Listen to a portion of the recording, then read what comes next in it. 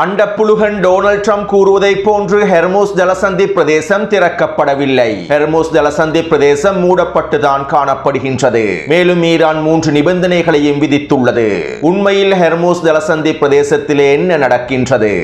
Kurdistan பிரதேசத்திலே இருக்கக்கூடிய பிரிவினைவாதிகளுக்கு எதிராகவும் பயங்கரவாதிகளுக்கு எதிராகவும் உச்ச தாக்குதல்களை அதிரடியாக ஆரம்பித்த ஈரானி IRGC பாதுகாப்பு படைப்பிரிவினரும் கொத்து கொத்தாக அளிக்கப்பட்டிருக்கக்கூடிய குர்திஸ்தான் பயங்கரவாதிகளும் பிரிவினைவாதிகளும் அவர்களுடைய மிக முக்கியமான தளங்களும் ஹெர்முஸ் ஜலசந்தி வழியாக திருப்பி அனுப்பப்படும் அதிக எண்ணிக்கையிலான கப்பல்களும் இவற்றை உறுதிப்படுத்தக்கூடிய ஆதாரங்களும் ஈரானி IRGC இராணுவத்தின் தரமான அறிவிப்புகளும் செறிவூட்டப்பட்ட யுரேனியத்தினை ஈரான் அமெரிக்காவுக்கு வழங்கப் போகின்றதா?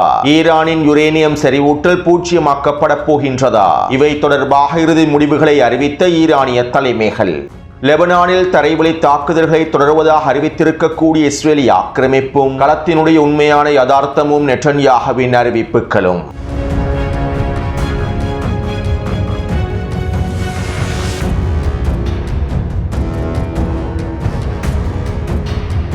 லெபனானிய களத்தில் போர் நிறுத்தம் ஏற்படுத்தப்படுவதற்கு 2 மணித்தியாலங்களுக்கு முன்பு இஸ்ரேலிய ஆக்கிரமிப்புக்கும் ஹிஸ்புல்லா இராணுவத்திற்கும் இடையில் உச்ச மோதல்கள் நடைபெற்றிருந்தன. அதிலும் குறிப்பாக இஸ்ரேலிய ஆக்கிரமிப்பு தரைவழி தாக்குதல்களை மேற்கொள்ளக்கூடிய பின்ஜபில் பிரதேசத்திலும் கியாம் பிரதேசத்திலும் உச்ச மோதல்கள் நடைபெற்றிருந்தன. போர் நிறுத்தம் ஏற்படுவதற்கு முன்பு பின்ஜபில் பிரதேசத்தையும் கியாம் பிரதேசத்தையும் முழுமையாக தரைமட்டமாக்கிவிட வேண்டும் என்பதற்காகவும் குறித்த பகுதிகளிலே எஞ்சிருக்கக்கூடிய குடியிருப்பு கட்டிடங்களையும் முழுமையாக தரைமட்டமாக்கிவிட வேண்டும் என்பதற்காகவும் குறித்த பிரதேசங்களுக்குள் லெபனானிய மக்கள் மீண்டும் நுழைந்து அவர்களுடைய இருப்பிடங்களை பயன்படுத்திவிடக் கூடாது என்பதற்காகவும் இஸ்ரேலிய ஆக்கிரமிப்பு காப்பட் குண்டு தாக்குதல்களையும் மேற்கொண்டிருந்தது. பின்ஜபில் பிரதேசத்தையும் கியாம் பிரதேசத்தையும் முழுமையாக தரைமட்டமாக்குவதற்கான தாக்குதல்களையே மேற்கொண்டிருந்தது. இந்த சந்தர்ப்பத்திலே பின்ஜபில் பிரதேசத்தில் நிலை கொண்டிருக்கக்கூடிய ஹிஸ்புல்லா இராணுவத்தின் ரத்வான் படைப்பிரிவினரும் இஸ்ரேலிய ஆக்கிரமிப்பு இராணுவத்திற்கு எதிராக உச்ச தாக்குதல்களை மேற்கொண்டிருந்தார்கள். பின்ஜபிலின் வடக்கு பிரதேச நிலை கொண்டிருந்த ஹிஸ்புல்லா இராணுவத்தினர் இஸ்ரேலிய ஆக்கிரமிப்பு இராணுவத்தின் கவச படைப்பிரிவுகளை சுற்றி வளைத்து கவச எதிர்ப்பு ஏவுகணை தாக்குதல்களை மேற்கொண்டார்கள். யுத்த நிறுத்தம் அறிவிக்கப்படுவதற்கு 2 மணித்தியாலங்களுக்கு முன்பு கிட்டத்தட்ட 35க்கும் அதிகமான கவச எதிர்ப்பு ஏவுகணை தாக்குதல்களை ஹிஸ்புல்லா இராணுவத்தினர் மேற்கொண்டுள்ளார்கள்.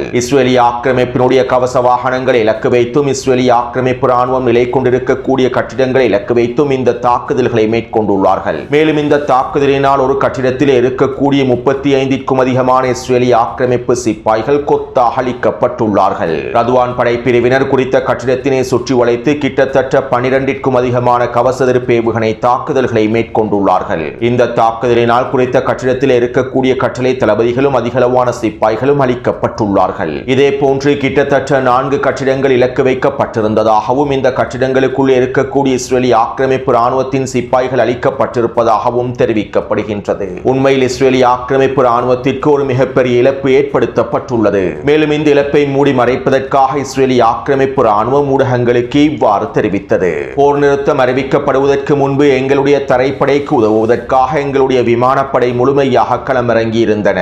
இந்த சந்தர்ப்பத்தில் எங்களுடைய போர் விமானங்களில் இருந்து குண்டுகள் தவறாக கீழே விழுந்து விட்டன.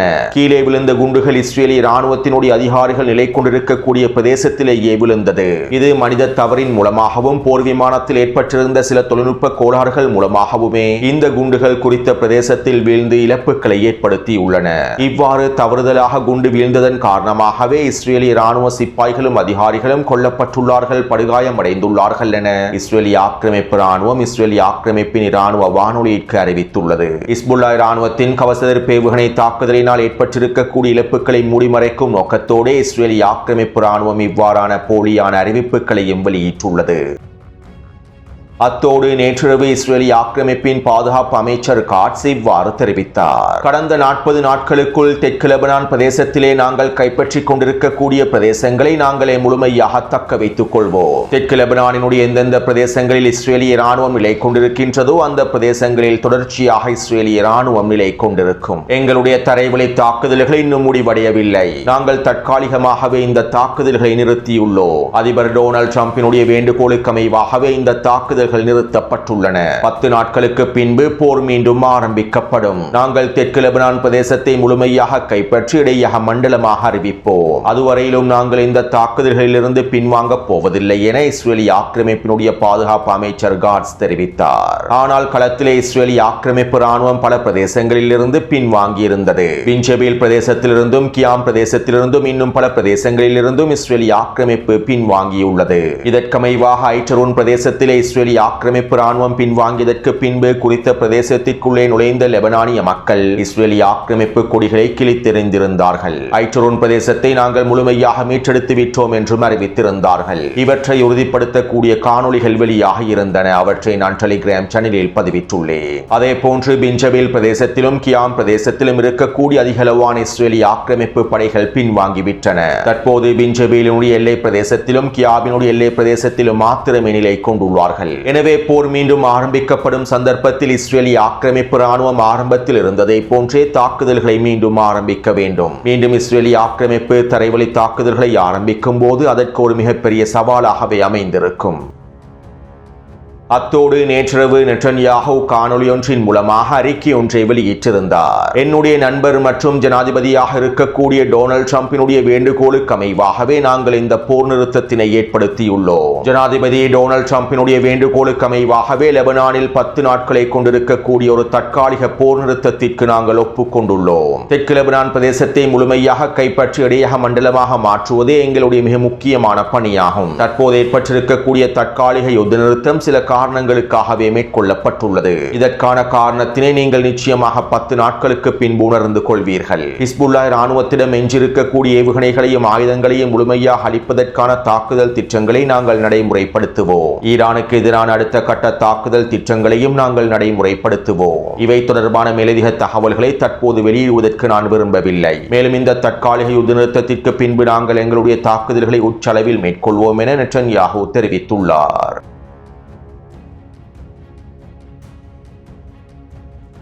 நேற்று இரவு ஈரானின் வெளியுறவுத்துறை அமைச்சர் அப்பாஸ் அரக்சி அவர்கள் எக்ஸ் தளத்தில் ஒரு பதிவை வெளியிட்டிருந்தார். லெபனானில் அறிவிக்கப்பட்டிருக்கக்கூடிய போர் நிறுத்தத்திற்கமைவாக ஈரான் இஸ்லாமிய குடியரசு ஹெர்மூஸ் ஜலசந்தி பிரதேசத்தினை வர்த்தக கப்பல்களுக்காக மாத்திரம் திறக்கும். ஈரான் இஸ்லாமிய குடியரசினால் அறிவிக்கப்பட்டிருக்கக்கூடிய வழித்தடங்களை பயன்படுத்தி இந்த வர்த்தக கப்பல்களுக்கு பயணிக்க முடியும். மேலும் ஈரான் இஸ்லாமிய குடியரசின் ஒருங்கிணைப்போடு இவற்றை மேற்கொள்ள வேண்டும் என ஈரானினுடைய வெளியுறவுத்துறை அமைச்சர் அப்பாஸ் அரக்சி அவர்கள் தெரிவித்தார்.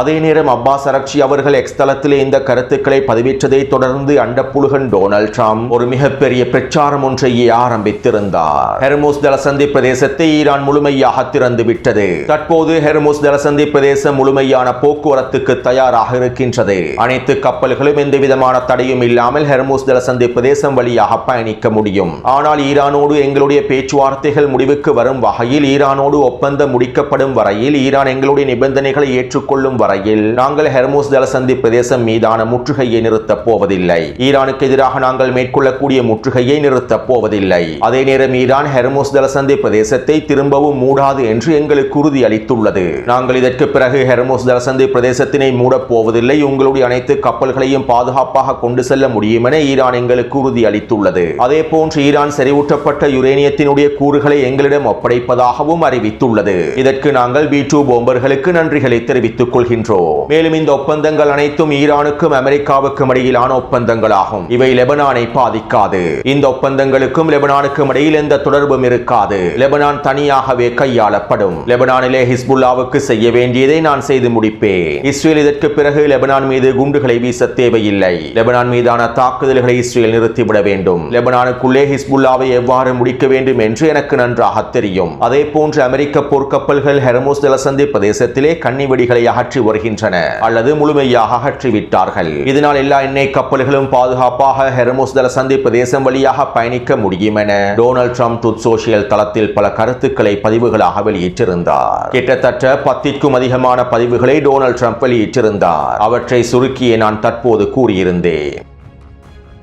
அண்டப்புழுகன் டொனால்ட் டிரம்பினுடைய இந்த கருத்துக்களுக்கு பின்பு அமெரிக்க ஊடகங்களும் சர்வதேச ஊடகங்களும் ஒருபடி மேலே சென்று ஹெர்முஸ் ஜலசந்தி பிரதேசம் தொடர்பான பிரச்சாரங்களை ஆரம்பித்தார்கள். அமெரிக்கா வெற்றி பெற்று விட்டது, டொனால்ட் ட்ரம்ப் வெற்றி பெற்று விட்டார், ஹெர்முஸ் ஜலசந்தி பிரதேசம் முழுமையாக திறக்கப்பட்டு விட்டது, போரானது முடிவுக்கு வந்துவிட்டது, ஈரான் சரணடைந்து விட்டது, யுரேனியம் செறிவூட்டல்களை முழுமையாக ஒப்படைப்பதற்கு தயாராகிவிட்டது. இவ்வாறு ஈரான் யுரேனியம் செறிவூட்டல்களை முழுமையாக ஒப்படைப்பதற்கு ஈடாக அமெரிக்கா $20 பில்லியன் வழங்குவதற்கு ஈரானினுடைய சொத்துக்களை விடுவிப்பதற்கு சம்மதித்துள்ளது. ஈரானியர்கள் தோற்றுவிட்டார்கள், உலக அமைதி ஏற்படுத்தப்பட்டுவிட்டது என அமெரிக்க ஊடகங்களும் சர்வதேச ஊடகங்களும் அதிகளவான இந்திய ஊடகங்களும் பிரச்சாரங்களை ஆரம்பித்தார்கள்.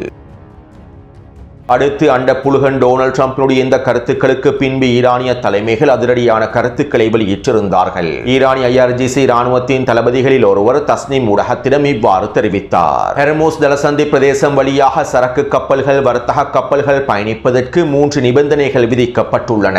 முதலாவது நிபந்தனை, இந்த கப்பல்கள் சரக்கு கப்பல்களாக வர்த்தக கப்பல்களாகவே இருக்க வேண்டும். எந்த ஒரு எண்ணெய் கப்பலும் அனுமதிக்கப்பட மாட்டாது. இராணுவ கப்பல்களுக்கு முழுமையாக தடை விதிக்கப்பட்டுள்ளது. மேலும் சரக்கு கப்பல்கள் அமெரிக்காவோடோ இஸ்ரேலி ஆக்கிரமிப்போடோ அமெரிக்க இராணுவங்களோடோ தொடர்பில்லாத சரக்கு கப்பலாகவே இருக்க வேண்டும். ஈரானுக்கு எதிரான ஆக்கிரமிப்போடு சம்பந்தப்பட்டிருக்கக்கூடிய எந்த ஒரு நாட்டினுடைய சரக்கு கப்பலும் அனுமதிக்கப்பட மாட்டாது. இரண்டாவது நிபந்தனை, இந்த கப்பல்கள் ஹெர்முஸ் ஜலசந்தி பிரதேசத்தின் மத்திய பாதையினூடாக பயணிக்க முடியாது. ஈரானினால் அடையாளப்படுத்தப்பட்டிருக்கக்கூடிய பாதையின் மூலமாகவே பயணிக்க வேண்டும். மூன்றாவது நிபந்தனை, ஹெர்முஸ் ஜலசந்தி பிரதேசத்தினை கடப்பதற்கு முன்பு IRGC ராணுவத்தின் கடற்படையோடு தொடர்புகளை ஏற்படுத்த வேண்டும். ஈரானிய கடற்படையினுடைய முழுமையான அனுமதியை பெற்றுக்கொண்டு ஈரானிய கடற்படையினுடைய ஒருங்கிணைப்புக்கு அமைவாகவே இந்த கப்பல்கள் பயணிக்க முடியும். ஈரானிய கடற்படையினுடைய அனுமதியை பெற்றிருக்கக்கூடிய சரக்கு கப்பல்கள் மாத்திரமே அனுமதிக்கப்படும். இந்த 3 நிபந்தனைகளுக்கு அமைவாகத்தான் ஹெர்முஸ் ஜலசந்தி பிரதேசம் வழியாக சரக்கு கப்பல்களினால் பயணிக்க முடியும். அதுவும் லெபனானில் ஏற்பட்டிருக்கக்கூடிய யுத்த நிறுத்தத்தின் விளைவாக மாத்திரமே இந்த சரக்கு கப்பல்களுக்கு அனுமதி வழங்கப்பட்டுள்ளது என தஸ்னீம் ஊடகத்திடம் குறிப்பிட்டுள்ளார்.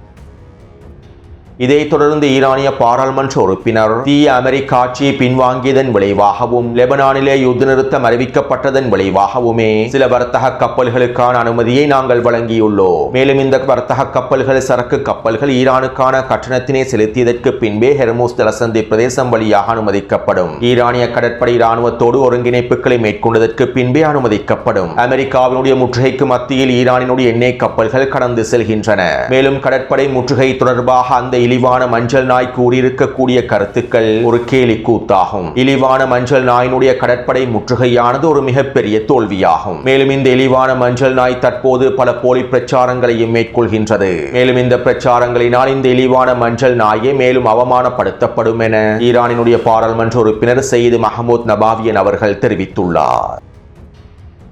இதைத் தொடர்ந்து ஈரானிய தேசிய பாதுகாப்பு சபையினுடைய தலைவர் எக்ஸ் தளத்திலே வரைபடம் ஒன்றை வெளியிட்டு இவ்வாறு தெரிவித்தார். ஹெர்முஸ் ஜலசந்தி பிரதேசத்தினூடாக எவ்வாறு வர்த்தக கப்பல்கள் பயணிக்க வேண்டும், எவ்வாறான கப்பல்களுக்கு அனுமதி வழங்கப்படும் என்பதனை ஈரானிய ராணுவம் தான் தீர்மானிக்கும். சமூக ஊடக வலைத்தளத்தில் பதிவிடப்படக்கூடிய பதிவுகள் அல்ல. குறித்த வரைபடத்திலே ஈரான் காண்பித்திருக்கக்கூடிய பாதையை பயன்படுத்தியே கப்பல்கள் செல்ல வேண்டும். மேலும் IRGC ராணுவத்தின் அனுமதியை பெற்றிருக்கக்கூடிய வர்த்தக சரக்கு கப்பல்களுக்கு மாத்திரமே அனுமதி வழங்கப்படும். அமெரிக்கா ஈரானிய கப்பல்களுக்கு எதிராக ஏதாவது இடையூறுகளை மேற்கொண்டால், ஈரானிய கப்பல்களுக்கு எதிராக தாக்குதல்களை மேற்கொண்டால் ஹெர்முஸ் ஜலசந்தி பிரதேசத்திலே அடுத்த சாகசத்தை நீங்கள் எதிர்பார்ப்பீர்கள் என ஈரானிய தேசிய பாதுகாப்பு சபையினுடைய ஆணையத்தின் தலைவர் தெரிவித்துள்ளார். இதைத் தொடர்ந்து ஈரானின் வெளியுறவுத்துறை அமைச்சகத்தினுடைய ஊடக பேச்சாளர் யுரேனியம் செறிவூட்டல் தொடர்பான இறுதி அறிவிப்புகளை வெளியிட்டிருந்தார். செறிவூட்டப்பட்டிருக்கக்கூடிய 400 கிலோகிராம் யுரேனியம் என்பது ஈரானிய மண்ணை போன்று எங்களுக்கு புனிதமானதாகும். அது எந்த சூழ்நிலையிலும் வேறு நாட்டிற்கு மாற்றப்பட மாட்டாது. செறிவூட்டப்பட்ட 400 கிலோகிராம் யுரேனியம் ஈரானை விட்டு செல்லாது. டொனால்ட் ட்ரம்ப் சமூக ஊடக வலைத்தளத்திலே பதிவிடக்கூடிய கருத்துக்கள் போலி பிரச்சாரங்கள். நாங்கள் எங்களுடைய யுரேனியம் செறிவூட்டல்களை ஒப்படைப்பதாக யாரிடமும் அறிவிக்கவில்லை. ஈரானிய மண்ணை நாங்கள் எவ்வாறு விற்றுக் கொடுக்க மாட்டோமோ அதே போன்றே செறிவூட்டப்பட்ட யுரேனியத்தையும் நாங்கள் விற்றுக் கொடுக்க மாட்டோம். மேலும் யுரேனியம் செறிவூட்டல் பூச்சியமாக்கப்படாது. செறிவூட்டல் என்பது எங்களுடைய உரிமை. எங்களுடைய உரிமையை தட்டி பறிப்பதற்கு அவர்கள் யார்? மேலும் எங்களுடைய உரிமைகளை நாங்கள் ஒரு பொழுதும் விட்டுக் கொடுக்க போவதில்லை. யுரேனியம் செறிவூட்டலை நாங்கள் பூச்சியமாக்க மாட்டோம். எங்களுடைய நிலைப்பாடுகளை நாங்கள் உறுதியாகவே இருக்கின்றோம். டொனால்ட் ட்ரம்பினுடைய போலி பிரச்சாரங்கள் தொடர்பாக நீங்கள் அவர்களிடமே கேள்விகளை எழுப்பிக் கொள்ளுங்கள் என ஈரானிய வெளியுறவுத்துறை அமைச்சகத்தினுடைய ஊடக பேச்சாளர் தெரிவித்துள்ளார். இதேபோன்று நாங்கள் யுரேனியம் செறிவூட்டலை ஒருபொழுதும் அமெரிக்காவிடமோ மூன்றாம் தரப்பு நாட்டிடமோ ஒப்படைக்கப் போவதில்லை என்றும் ஈரான் ஒருபொழுதும் யுரேனியம் செறிவூட்டலை பூஜ்ஜியமாக்காது என்றும் ஈரானிய இராணுவ தலைமை அதிகாரிகளும் அரசியல் தலைமை அதிகாரிகளும் ஈரானிய ஊடகங்களுக்கு தொடர்ச்சியான கருத்துக்களை வெளியிட்டு வருகின்றார்கள். அதாவது சர்வதேச சந்தையில் எண்ணெய் விலையேற்றத்தினை குறைப்பதற்காகவும் ஈரானுக்கு எதிரான ஒரு மிகப்பெரிய உளவியல் போரை மேற்கொள்வதற்காகவும் ஹெர்முஸ் ஜலசந்தி பிரதேசத்திலே தடுத்து வைக்கப்பட்டிருக்கக்கூடிய எண்ணெய் கப்பல்களுக்கு நம்பிக்கையை வரவழைத்து எப்படியாவது அவர்களை ஹெர்முஸ் ஜலசந்தி பிரதேசம் வழியாக கடக்க வைப்பதற்காகவும் அமெரிக்காவினுடைய போலியான வெற்றியை அறிவிப்பதற்காகவுமே டொனால்ட் ட்ரம்ப் இந்த பிரச்சாரங்களை மேற்கொண்டுள்ளார். மேலும் அண்டப்புழுகன் டொனால்ட் ட்ரம்பினுடைய இந்த பிரச்சாரங்களின் விளைவாக எண்ணெய் விலையானது பல மடங்கினால் குறைந்திருந்தது. இதை பயன்படுத்தி டொனால்ட் ட்ரம்பும் மருமகன் ஜரேட் குஷ்னரும் பல எண்ணெய் வியாபாரங்களை மேற்கொண்டுள்ளார். இதற்கு முன்பும் இவ்வாறு தான் போலி பிரச்சாரங்களை மேற்கொண்டு டொனால்ட் ட்ரம்பும் மருமகன் ஜரேட் குஷ்னரும் பல பில்லியன் டாலர்களை லாபமாக அடைந்து கொண்டார்கள். அதே போன்றே தற்போதும் இந்த போலி பிரச்சாரங்களை மேற்கொண்டு பல பில்லியன் டாலர்களை லாபமாக அடைந்து கொண்டுள்ளார்கள். அத்தோடு அண்டப்புழுகன் டொனால்ட் ட்ரம்பினுடைய போலி பிரச்சாரங்களை நம்பி பல கப்பல்கள் ஹெர்முஸ் ஜலசந்தி பிரதேசத்தை கடப்பதற்காக வருகை தந்திருந்தன. மேலும் இந்த சரக்கு கப்பல்களையும் எண்ணெய் கப்பல்களையும் ஈரானிய கடற்படையினர் முழுமையாக திருப்பி அனுப்பிவிட்டார்கள். மேலும் இவற்றை உறுதிப்படுத்தக்கூடிய பல ஆதாரங்கள் வெளியாக இருந்தன. கப்பல் போக்குவரத்தை கண்காணிக்கக்கூடிய நிறுவனங்கள் இந்த ஆதாரங்களை வெளியிட்டிருந்தன. குறித்த காணொலியின் மூலமாக ஹெர்முஸ் ஜலசந்தி பிரதேசத்தில் எவ்வாறு கப்பல்கள் திருப்பி அனுப்பப்படுகின்றது என்பதனையும் உங்களுக்கு உறுதி செய்து கொள்ள முடியும். மேலும் கடந்த 10 மணித்தியாலங்களுக்குள் ஈரானோடு ஒருங்கிணைப்பை மேற்கொண்டிருக்கக்கூடிய 3 சரக்கு கப்பல்களுக்கு மாத்திரமே ஈரானிய கடற்படையினர் அனுமதி வழங்கியிருப்பதாக தெரிவிக்கப்படுகின்றது. இன்று அதிகாலை வேளையில் இந்தியாவுக்கு சொந்தமான பாக்கி லட்சுமி என்கின்ற சரக்கு கப்பலும் வருகை தந்திருந்தது. மேலும் குறித்த சரக்கு கப்பலானது ஐக்கிய அரபு அமீரகத்திலிருந்து வருகை தந்த கப்பலாகும். மேலும் இந்த கப்பலை ஈரானிய கடற்படையினர் தடுத்து நிறுத்திவிட்டார்கள். இவற்றை உறுதிப்படுத்தக்கூடிய காணொலிகளும் வெளியாக இருந்தன. அவற்றை டெலிகிராம் சேனலிலும் பதிவிட்டுள்ளேன். எனவே தற்போது ஹெர்முஸ் ஜலசந்தி பிரதேசத்தில் அதிகளவான கப்பல்கள் திருப்பி அனுப்பப்படுகின்றன. அண்டப்புழுகன் டொனால்ட் ட்ரம்பினுடைய கருத்தை நம்பி வருகை தந்த அதிகளவான கப்பல்கள் திருப்பி அனுப்பப்படுகின்றன. மேலும் ஹெர்முஸ் ஜலசந்தி பிரதேசம் ஈரானினுடைய முழுமையான கட்டுப்பாட்டிலேயே இருக்கின்றது. அடுத்து ஈரானுக்கு எதிரான தரைவழி தாக்குதல்களை மேற்கொள்வதற்காக அமெரிக்காவும் இஸ்ரேலி ஆக்கிரமிப்பும் திட்டமிட்டு வருகின்றன. பேச்சுவார்த்தை என்கின்ற பெயரில் ஈரானுக்கு எதிரான தரைவழி தாக்குதல்களை மேற்கொள்வதற்கே ஃபைனல் ப்ளோ தாக்குதல்களை மேற்கொள்வதற்கே திட்டமிடுகின்றார்கள். அது மட்டுமல்லாமல் நேற்றைய தினம் ஈரானின் வடமேற்கு பிரதேசமான கூசஸ்தான் பிரதேசத்திலே அதிகளவான RPG ஏவுகணைகளையும் கண்டுபிடித்துள்ளார்கள். ஈரானிய பெசிச் பாதுகாப்பு படைப்பிரிவினர் கிட்டத்தட்ட 100க்கும் அதிகமான RPG ஏவுகணைகளை கைப்பற்றியுள்ளார்கள். குர்திஸ் பிரிவினைவாதிகள் பயங்கரவாதிகள் மூலமாகவே குறித்த பகுதியில் இருக்கக்கூடிய தலைமறைவாக இருக்கக்கூடிய பிரிவினைவாதிகளுக்கு இந்த RPG ஏவுகணைகள் வழங்கப்பட்டுள்ளன. இப்படியான நிலைமையிலேயே நேற்றிரவு ஈரானிய இராணுவத்தினர் ஈராக் குர்திஸ்தான் பிரதேசத்தில் இருக்கக்கூடிய பிரிவினைவாதிகளுக்கு எதிராக பயங்கரவாதிகளுக்கு எதிராக உச்சக்கட்ட தாக்குதல்களை ஆரம்பித்தார்கள். நேற்றிரவு மாத்திரம் கிட்டத்தட்ட 5க்கும் அதிகமான ட்ரோன் தாக்குதல்கள் மேற்கொள்ளப்பட்டிருப்பதாகவும் 3 ஏவுகணை தாக்குதல்கள் மேற்கொள்ளப்பட்டிருப்பதாகவும் தெரிவிக்கப்படுகின்றது. இந்த தாக்குதலிலே குர்திஸ் பிரிவினைவாதிகளுடைய பல முக்கியமான தலைவர்களும் தளபதிகளும் உறுப்பினர்களும் கொல்லப்பட்டுள்ளார்கள். மேலும் அவர்களுடைய 3 ஆயுத கிடங்குகள் அளிக்கப்பட்டிருப்பதாகவும் மிகப்பெரிய வெடிப்புகள் பதிவாக இருப்பதாகவும் தெரிவிக்கப்படுகின்றது. மேலும் ஈராக் எதிர்ப்பு குழுக்களும் தற்போது குர்திஸ்தான் பிரிவினைவாதிகளுக்கு எதிராக தாக்குதல்களை ஆரம்பித்திருப்பதாக தெரிவிக்கப்படுகின்றது. எனவே அமெரிக்காவின் தரைவழி தாக்குதல் திட்டங்களை முறியடிப்பதற்கான எல்லாவிதமான பதிலடி தாக்குதல்களையும் ஈரான் இராணுவத்தினர் மேற்கொண்டு வருகின்றார்கள் என்பதனை எங்களுக்கு தெளிவாக புரிந்து கொள்ள முடியும். அத்தோடு இந்த காணொலி தொடர்பான கருத்துக்களை பதிவிடுங்கள். அடுத்த காணொலி விரைவாக பதிவிடுகின்றேன். தொடர்ந்தும் என்னுடன் இணைந்திருங்கள். நன்றி, வணக்கம்.